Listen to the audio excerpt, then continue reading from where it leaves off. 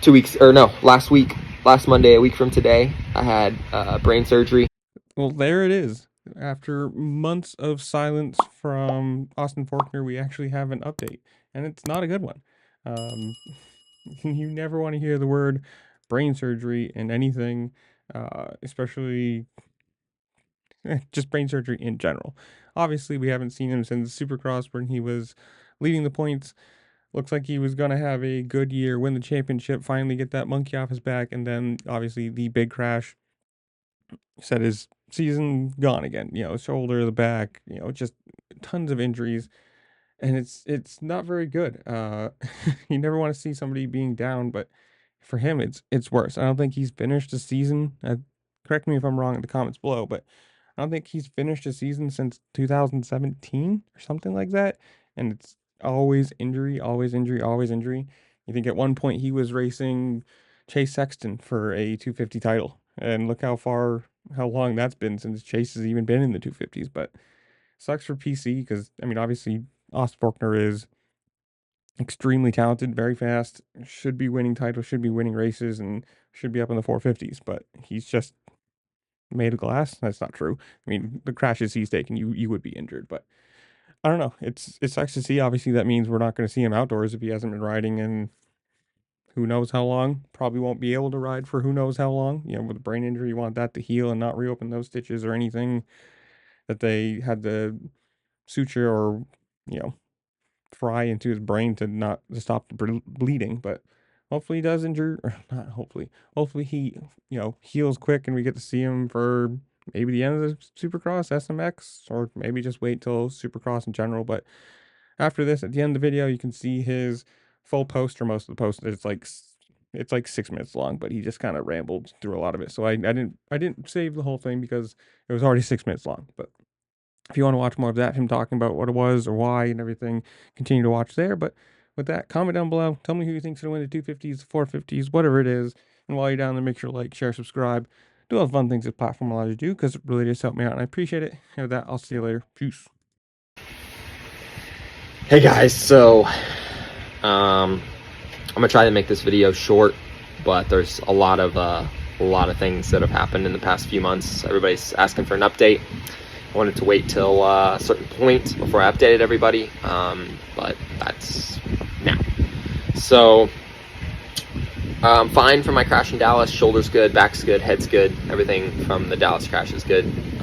But in that crash, they found what's called an AVM in my head, which I've known about that because it bled back in 2017. An AVM's essentially a cluster of blood vessels that are abnormal.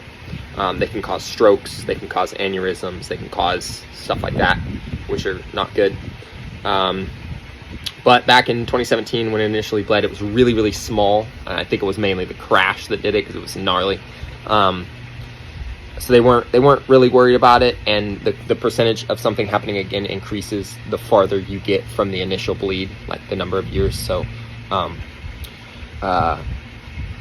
lay it out basically kind of how the doctor laid it out to me. Is right now, with the size of it, and because it's bled in the past, there's a 4% chance of it bleeding again and causing some sort of stroke or aneurysm or something.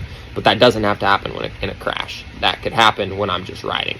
If this thing were to decide to bleed or whatever, and then I crash and hit my head again on top of an already bleeding brain, that's when we don't want that. That's not good. That's essentially a life or death situation. So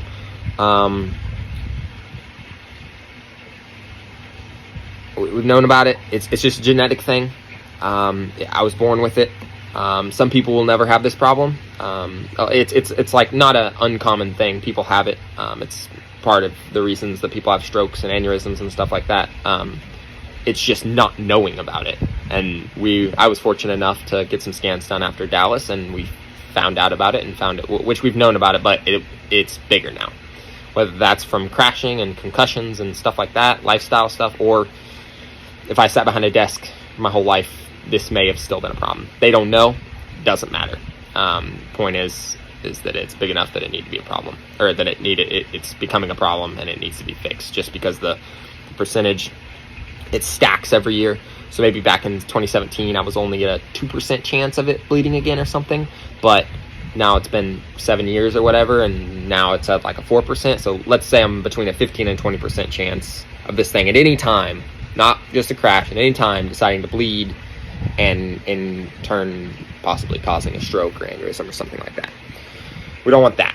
So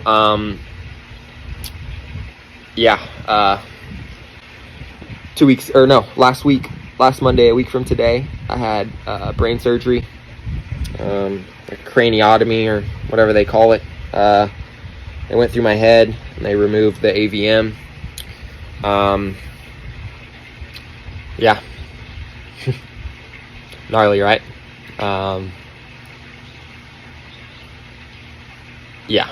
A lot's happened. Like I was planning on coming back for outdoors. You know, it was, my shoulder was starting to feel good, my back was starting to feel good, and they were like, hey, before you start riding, we need to clear you with some head guys, because I had a serious concussion. And I was like, okay, yeah, no worries. I figured they were going to take me in. I was going to do this stuff, a couple balance tests, pass our baseline tests that we do, be good to go. And they found this, and they weren't telling me anything. They were just, hey, you know, not yet. And then finally, I was kind of threw a fit. I was like, yo, what's the deal? They said the first time I went in was like 2 weeks after my crash, and they said right then and there that I could, based on just the conversation we were having, that they knew I was fine for my concussion. So it wasn't that. So I was like, you know, what's the deal? And they kind of they brought me in, sat me down, had a little meeting with me, and explained all this to me. And so I started looking for some neurosurgeons and somebody that could deal with this. And I ended up, Riley's dad used to play for the San Francisco 49ers. So they have a lot of access to some good head guys up there around the Stanford area. And there was one guy that kind of really stood out from a lot of the doctors that he talked to, and ended up having a meeting with him, and he was super cool. He didn't act like this would be a huge surgery for him. He said he's done gnarlier surgeries, and he was pretty confident that he would be able to do this and no problems. So yeah, I essentially had 3 surgeries last weekend, 2 procedures, 1 surgery. The first one was on Friday. They ran a catheter type thing up from my artery in my leg up into my brain, released some MRI or contrast dye, that type of stuff, so they could get an exact image of it. They got an exact image of it. Turned out it was good news. There was kind of one main blood vessel feeding the blood to it. So the surgeon said, okay, on Monday was the plan for surgery. You're going to go see the same guy. He's going to knock you out. He's going to go in and plug that main blood vessel to cut the blood supply to it. And he said that's going to take care of all. That's going to make the surgery a lot easier with the blood supply cut. So as far as I was told, great surgery. They released me on Wednesday. They said that was the quickest recovering brain patient that they've ever had, that they've ever seen, which is good. You know, I'm young, I'm healthy, so that's kind of I you know, recover from surgeries pretty well at this point. But they were really surprised, and they were able to release me from the ICU on Wednesday. So I've had a couple bad days. Thursday was bad and Friday was bad, because the pain meds, they kind of, I need to take them because the pressure in my head, but they kind of make me a little like dizzy, which then makes me not want to eat anything because it upsets my stomach, and I'm empty stomach on pain meds. So I had a couple